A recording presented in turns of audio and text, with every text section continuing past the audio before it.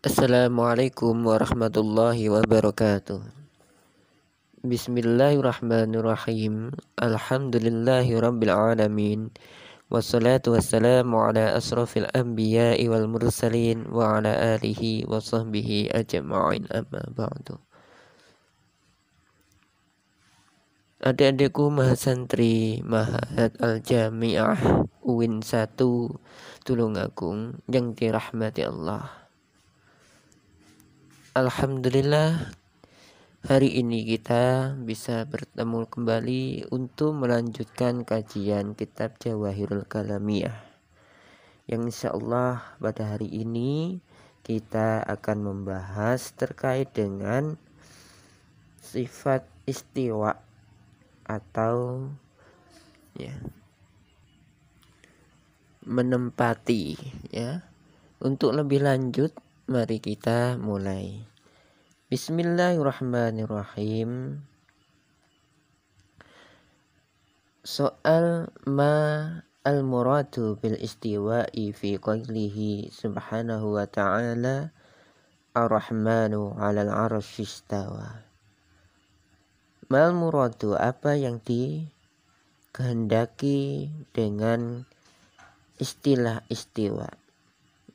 Fi qawlihi sallallahu alaihi wasallam, fi qawlihi subhanahu wa ta'ala, di dalam firman Allah subhanahu wa ta'ala, yaitu firman yang berbunyi ar-rahmanu 'alal 'arsy istawa. Nah, pada poin ini kita akan bahas apa sih sebenarnya pemahaman yang benar terkait dengan ayat Ar-Rahmanu 'alal 'arsy istawa. Kalau kita terjemahkan bahwa Allah yang mempunyai sifat Ar-Rahman itu menempati arsy. Nah,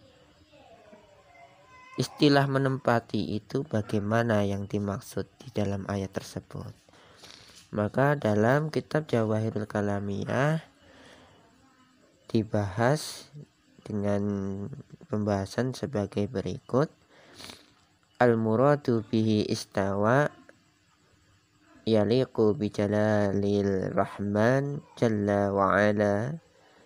Yang dimaksud dengan istiwa atau menempati,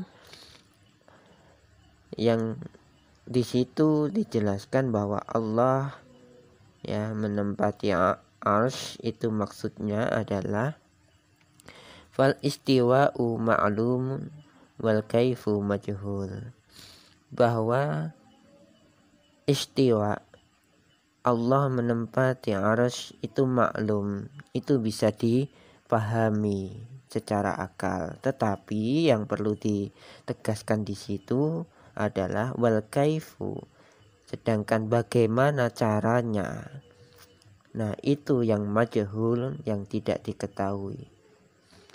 Jadi Allah berada di arsy itu jelas, tapi bagaimana bagaimana kaifiyah atau cara Allah menempati, dan itulah yang majhul, yang tidak bisa dipahami oleh makhluk.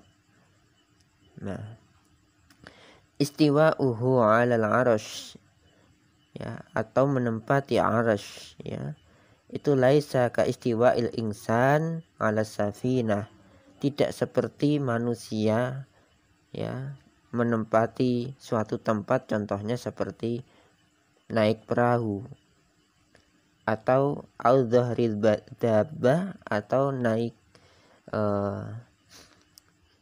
di di hewan gitu naik kuda, atau mungkin naik kendaraan, tidak seperti itu au sarir, atau berada di tempat tidur, masalah seperti contohnya seperti itu.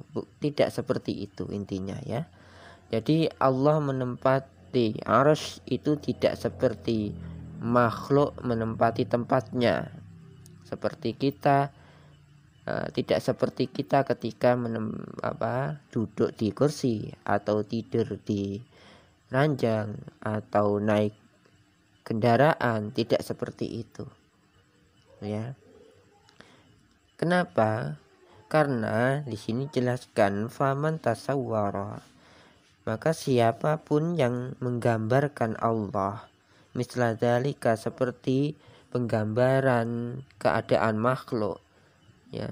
Jika ada orang yang beranggapan bahwa Allah menempati seperti seorang makhluk menempati suatu tempat, gitu ya, fahuwa mimman ghalaba alaihi al-fahm, maka dia adalah orang yang keliru dalam pemahamannya, ya. Jadi Allah menempati arsy itu tidak seperti gambaran kita, ya, ketika kita itu menempati suatu tempat, ya. Itu yang perlu dipertegas dalam pemahaman ini. Jadi jangan sampai kita menyamakan Allah seperti kita menyamakannya dengan makhluknya. Jadi Allah tidak pernah seperti makhluk, tidak ada keserupaan sama sekali dengan makhluk. Jangan menggambarkan Allah sebagai sosok yang duduk di atas singgasana seperti raja-raja, atau duduk di atas hewan atau kendaraan, atau menempati suatu ruangan, atau apapun yang kita gambarkan sebagai makhluk, seperti contoh yang sudah disampaikan tadi. Karena semua itu tidak benar, ya. Karena Allah itu berbeda dengan makhluk. Allah berbeda dengan apapun yang kita lihat, kita rasakan, kita dengar, dan kita pikirkan. Allah berbeda dengan itu semuanya. Maka kita cukup meyakini bahwa Allah itu menempati arsy, karena di dalam Al-Quran pun ditegaskan bahwa Ar-Rahmanu 'alal 'arsy istawa. Allah yang memiliki sifat Ar-Rahman itu menempati arsy, ya. Tetapi bagaimana caranya?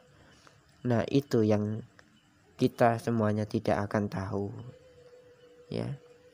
Dan kita tidak boleh memikirkan dan memahami ayat tersebut dengan kita menisbatkan, menyerupakan Allah dengan perilaku makhluk, karena itu adalah kesalahan. Nah, karena li'annahu sabbahal khaliq bil makhluk, karena menyerupakan Allah yang maha pencipta dengan makhluk yang diciptakan itu adalah kesalahan, ya. Ma'annahu qad sabata fil aql wa naqli annahu laisa kamislihi syai'un. Yang jelas bahwa Allah itu tidak seperti makhluk, ya. Karena itu sudah ditetapkan dalam Al-Quran, dan juga sudah menjadi ketentuan bahwa Allah Maha Pencipta, lebih agung, ya, maha yang sempurna, sehingga kesempurnaan Allah tidak bisa disamakan dengan makhluknya, ya. Fakama anna dzatahu la tusabih, ya. Sebagaimana ketentuan yang sudah ditetapkan bahwa zatnya Allah itu tidak ada yang menyerupai, ya.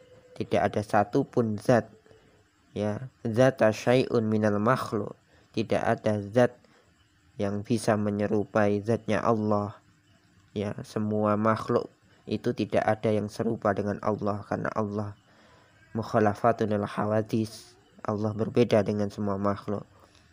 Maka kadzalika ma yusabu ilai subhanahu wa ta'ala ya yusabihu syai'an mimman yusabu ilaiha.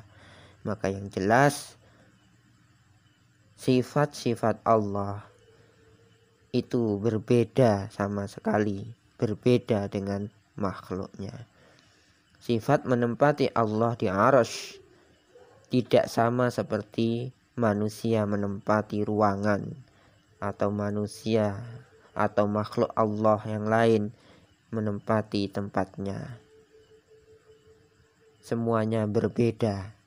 Jadi tidak boleh kita menggambarkan Allah seperti kita menggambarkan makhluk.